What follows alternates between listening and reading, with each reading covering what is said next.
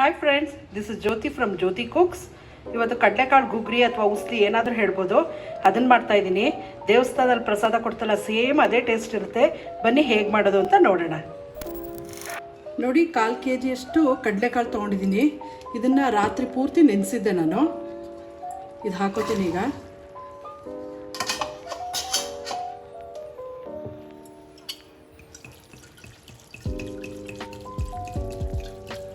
ಇದು ಮುಳುಗಿ ಮೇಲೆ ಒಂದು ಅರ್ಧ ಇಂಚಷ್ಟು ನೀರು ಬರೋಷ್ಟು ನೀರು ಹಾಕೋತೀನಿ. ನೋಡಿ, ಇಷ್ಟು ನೀರು ಬರಬೇಕು ಮೇಲೆ. ಅರ್ಧ ಇಂಚಷ್ಟು ಬಂದಿದೆ ನೀರು. ಇಷ್ಟಾದರೆ ಸಾಕು.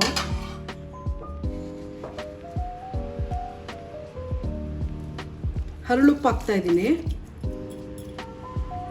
ನೋಡಿ, ಹರಳುಪ್ಪು ಹಾಕಿದ್ದೀನಿ ನಾನು. ಒಂದ್ಸಲ ಈ ಥರ ಮಿಕ್ಸ್ ಮಾಡಿ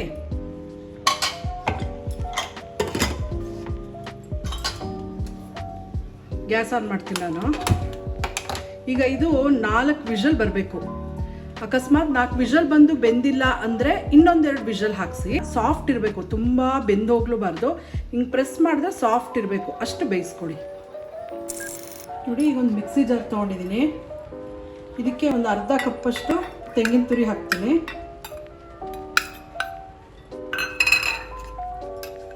ಒಂದು 8 ಹಸಿಮೆಣಸಿನ್ಕಾಯಿ ಹಾಕ್ತೀನಿ. ನೋಡಿ, ಖಾರ ಕಡಿಮೆ ತಿನ್ನೋರು ಒಂದು 4 ಅಥವಾ 3 ಮೆಣಸಿನ್ಕಾಯಿ ಹಾಕ್ಕೊಂಡ್ರೆ ಸಾಕು. ನಾನು ಸ್ವಲ್ಪ ಸ್ಟ್ರಾಂಗ್ ಆಗಿ ಮಾಡ್ತಾಯಿದ್ದೀನಿ, ಖಾರ ಜಾಸ್ತಿ ಇರೋ ಥರ. ಸೊ 10 ಹಸಿಮೆಣಸಿನ್ಕಾಯಿ ಹಾಕ್ಕೊಂಡಿದ್ದೀನಿ. ಹಿಂಗೆ ಹಾಕೋತೀನಿ, ಇದು ಒಳ್ಳೆ ಘಮ ಕೊಡುತ್ತೆ. ಸೊ ಇದು 3 ನಾನು ತರ್ತರಿಯಾಗಿ ಪುಡಿ ಮಾಡ್ಕೋತೀನಿ ನಾನೀಗ.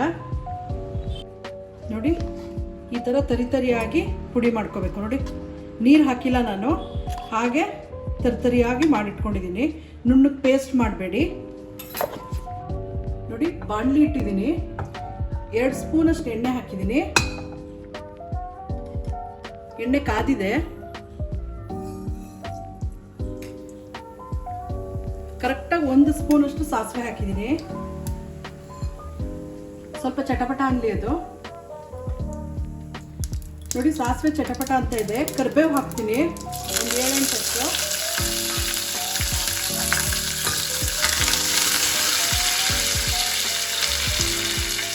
ನೋಡಿ, ಉಪ್ಪಿಟ್ಕೊಂಡಿದ್ನಲ್ಲ ನಾನು, ಕಾಯಿ, ಹಸಿಮೆಣಸಿನ್ಕಾಯಿ ಮತ್ತು ಇಂಗು, ಅದನ್ನು ಹಾಕ್ತಾಯಿದ್ದೀನಿ.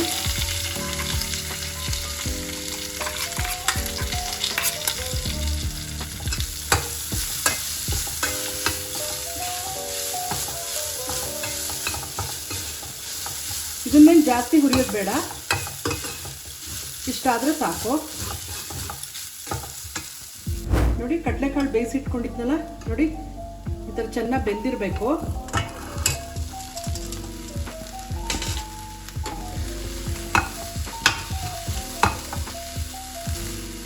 ಇದನ್ನೀಗ ಚೆನ್ನಾಗಿ ಮಿಕ್ಸ್ ಮಾಡ್ತೀನಿ ನಾನು.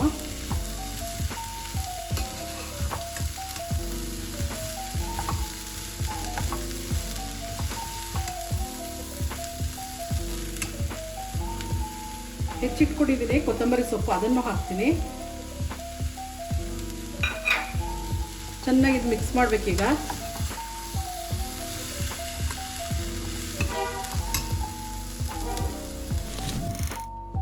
ನೋಡಿ, ಈಗ ಚೆನ್ನಾಗಿ ಮಿಕ್ಸ್ ಮಾಡಿದ್ದೀನಿ ನಾನು.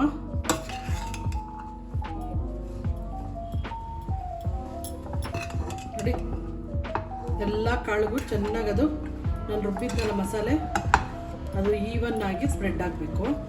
ನೋಡಿ, ಎಲ್ಲ ಆಗಿದೆ. ಲಾಸ್ಟಲ್ಲಿ ಈಗ ಒಂದು ಅರ್ಧ ಹೋಳಷ್ಟು ನಿಂಬೆಹಣ್ಣು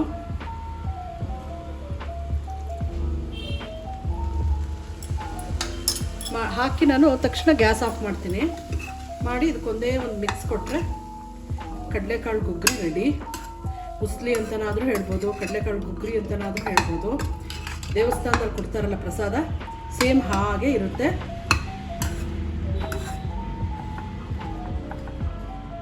ನೋಡಿ, ಕಡಲೆಕಾಳು ಗುಗ್ರಿ ರೆಡಿ ಇದೆ ಈಗ. ನೋಡಿ, ಕಡಲೆಕಾಳು ಗುಗ್ರಿ ರೆಡಿ ಇದೆ ಈಗ. ನೋಡಿ, ಮಸಾಲೆ ಎಲ್ಲ ಚೆನ್ನಾಗಿ ಬೈಂಡ್ ಆಗಿದೆ. ಇನ್ನೂ ಸ್ವಲ್ಪ ಹುಳಿ ಬೇಕು ಅಂದರೆ ನಿಂಬೆಹಣ್ಣು ಕೂಡ ಹಿಂಡ್ಕೊಂಡು ತಿನ್ಬೋದು, ಹುಳಿಯಾಗಿರುತ್ತೆ. ಸೇಮ್ ದೇವಸ್ಥಾನದಲ್ಲಿ ಪ್ರಸಾದ ಕೊಡ್ತಾರಲ್ಲ ಹಾಗೇ ಇರುತ್ತೆ. ಟ್ರೈ ಮಾಡಿ, ಹೇಗೆ ಬಂತು ಅಂತ ಕಮೆಂಟ್ ಮಾಡಿ ತಿಳಿಸಿ. Thank you. Please subscribe my channel.